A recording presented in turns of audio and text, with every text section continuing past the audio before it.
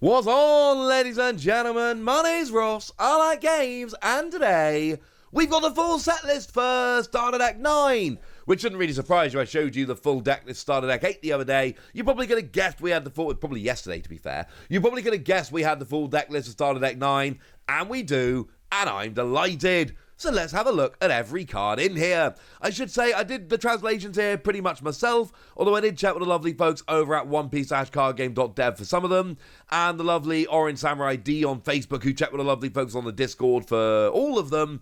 So shout out to all those lovely people for being awesome, lovely people. So starting off then, we've got the leader Yamato. We got 5,000 power, 5 life. It is a monocolor leader. This is what we would expect.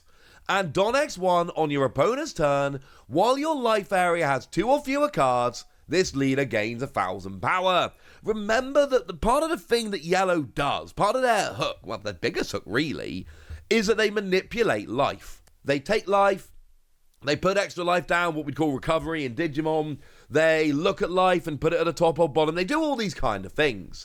So with Yellow, you can run yourself out of life a lot quicker than you can in other colours, and that is pretty gosh darned important. So the theory here is you go down to 2 life quickly, you become a 6,000 power leader, and then you start blocking and countering, etc. to try and make sure you don't go down any lower. Now in terms of the super rare cards, because I think that makes the most sense to go on to next, we've got ourselves Kouzuki Oden. 7 cost, 7,000 power, and Don X1, this character gains double attack, and on KO, you may trash 2 cards from your hand and add up to 1 card from the top of your deck to the top of your life. This card is phenomenal. Absolutely phenomenal. It's expensive, but I adore this card. Firstly, double attack is great. Not many cards have double attack. You deal 2 damage when you hit the leader. That's amazing. We'll get through the leader. And then on KO, you can trash 2 cards from your hand to recover a life. Yes! That sounds absolutely amazing. I am 100% on board. This looks redonk, ladies and gentlemen. Absolutely redonk. Now, the other super rare we see here is actually Ace, and I don't have, as I record this, and I'm hoping I can find a better one between now and then, as I record this, I still don't have a decent look at the Ace card. It wasn't shown off on the stream the other day. It's not been shown off over on Twitter. Like every other card from Starter Deck 8 and 9 has been shown off properly, except this Ace where we've only got it off of a poster. As I record this, that statement is true, and that is weird, because how was every other card... Like, they literally did a stream where they showed off every unrevealed card so far from the Starter Decks, but they still didn't show off a good look at Ace. That is weird, ladies and gentlemen. That is definitely weird. Hey-ho. But yeah, what does Ace actually do here? Well, we've got ourselves 6 cost, 7,000 power. And once per turn, if this character would be KO'd, you may trash a card from the top or bottom of your life instead. Again, the fact that this top or bottom of your life is really important, because that basically means that, you know, we've got those cards that look at the top or bottom card of your life. So this means that you can know if you're getting rid of a good trigger, or if you're getting rid of a card you don't like on top of your life, hoping that a good trigger then appears at the top of your life. Things like that. I like it. 7,000 power is beefy, and essentially you can keep a 7,000 power character on the board for a lot longer. Keep it rolling. I like this, ladies and gentlemen. I like this very much indeed.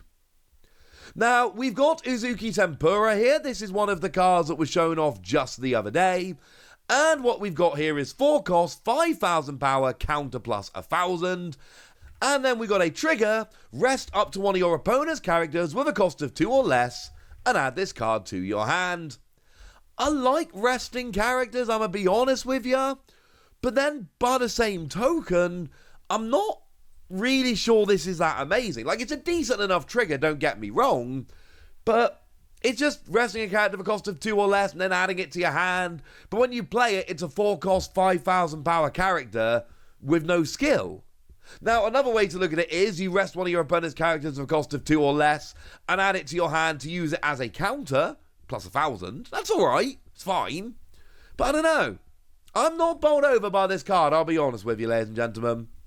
Now, there is a new ulti as well. 4 cost, 6,000 power, counter plus 1,000. This is your ordinary, everyday, run-of-the-mill vanilla card. It has got power 2 more than its cost. It's got counter plus 1,000. It has no skill. There is nothing special about it. Now, Kaido I showed you the other day, and this one was weird to me because Kaido has always been purple in the game up till now. All of a sudden, it's yellow. But we got 4 cost, 5,000 power, counter plus 1,000. And Don X1, when your life has 2 or fewer cards, this character cannot be KO'd in battle. I like this, because 5,000 power is like the start. Remember, leaders, with one exception, have 5,000 power, and when attacking, the tie goes to the attacker. So that is to say, 5,000 power is where your opponent needs to start countering or blocking. So having a 5,000 power character on the board is pretty good. Having one that cannot be KO'd is much better. And remember, I told you that the Yamato leader here is one where you want to have 2 or fewer life, because then you get the extra power on the leader. So actually, this combos very nicely, and this is basically just a pretty big character that is going to stay in play. And you know what? Yeah, I like that quite a lot indeed. Now, we got Kouzuki, MOMONOSUKE here, and it's another just generic vanilla card. 2 cost, 4,000 power, counter plus 1,000. We've seen these a million times before. We don't need to talk very much more about them. It is fine. Now, Shinobu is in the deck, comes along, 3 cost, 2,000 power. And we've got here is a blocker. And on block, you may add 1 card from the top or bottom of your life to your hand. And this character gains 4,000 power during this battle. So basically, you're a blocker who's not that strong, but you can then become a 6,000 power blocker. The goal being here, of course, that you are blocking while surviving, meaning you can block again later, yay! And you're also adding life to your hand. Now, on the one hand, this is bad, because when you lose life, you're closer to losing the game, boo hiss, etc. But on the other hand, it's actually kind of nice, because firstly, you get card advantage, and secondly, you get closer to activating all of these skills that need a certain number of life. Now, Shimotsuki Ushimaru here, 5 cost, 6,000 power, Don X1, when attacking, you may add the top or bottom card of your life area to your hand, play up to 1 yellow character with a Land of Wano type and a cost of 4 or less from your hand. Well, look, I'm going to give you a bit of a clue here, right?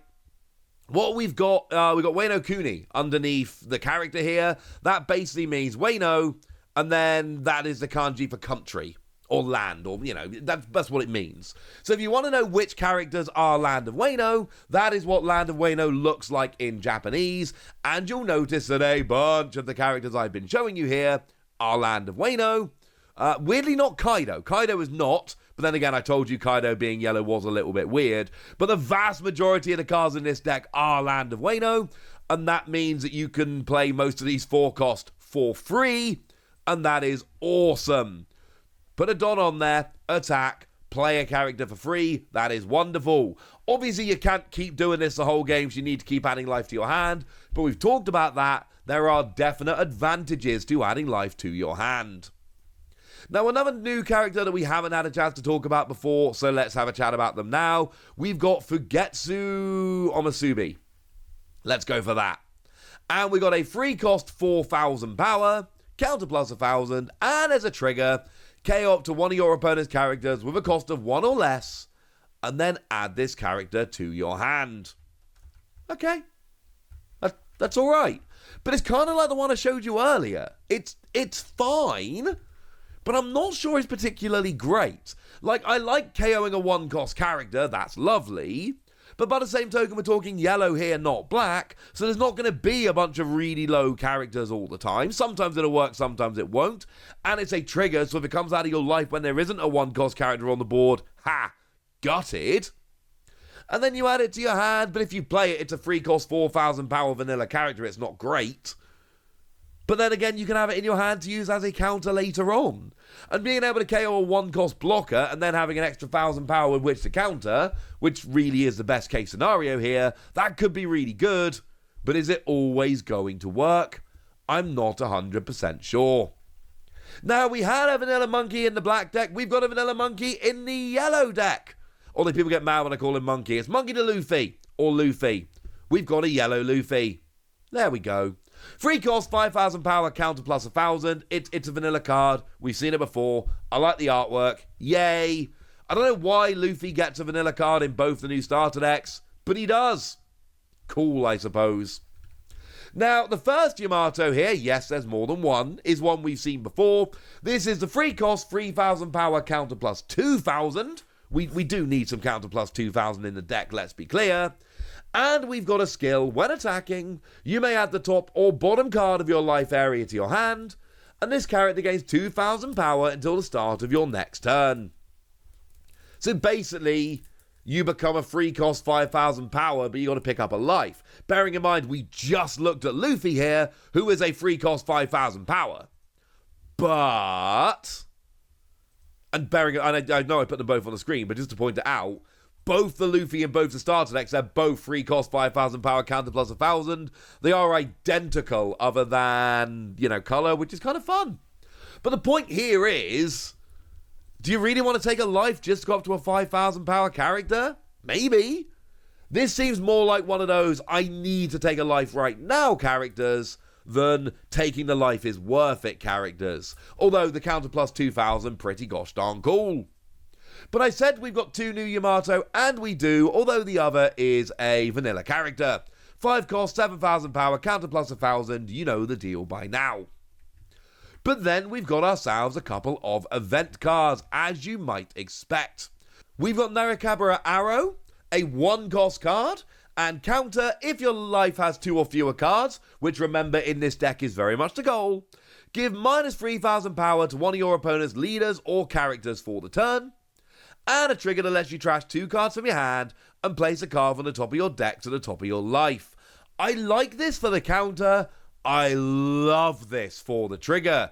It's literally a trigger that can recover life. Bearing in mind, we've got plenty of cards in yellow that can put cards from the top of your deck on top of your life. I love this for the trigger. And then we got Thunder Bagua, 2 cost, as a counter. One of your leader or characters gains 4,000 power for the battle. And then if your life has 2 or fewer cards, which again is the goal, place up to one of your opponent's characters of a cost of 3 or less, face down at the top or bottom of their life. Well, I like the 4,000 power, but you're giving your opponent an extra life. Now, the goal here is essentially to get a character off the board, get rid of a blocker or something along those lines, disrupt them by getting rid of their character, but you are still giving them an extra life. That's not ideal. As a trigger, you draw a card, which is fine. And there we go. That is all the cards from the yellow deck. Some of these have very definite potential. Some of them, I think, maybe a little bit less. But now it's over to you guys. Tell me which of these cards you're excited about. Tell me which one of these you like. Tell me anything you want to tell me in the comment section. Go nuts! Be nice. And then make sure you like this video, subscribe to this channel, follow me on Twitter at TheWasi. That's where we talk about One Piece and card games and all kinds of other fun things. And please do consider checking out patreon.com/PTCG where you can support the channel, get some bonus podcasts, join a Discord, all kinds of fun things. But by far the most important thing is always, look after yourselves till next time, would ya? Thank you very much for watching. My name's Ross, and you've been watching Wasi Plays.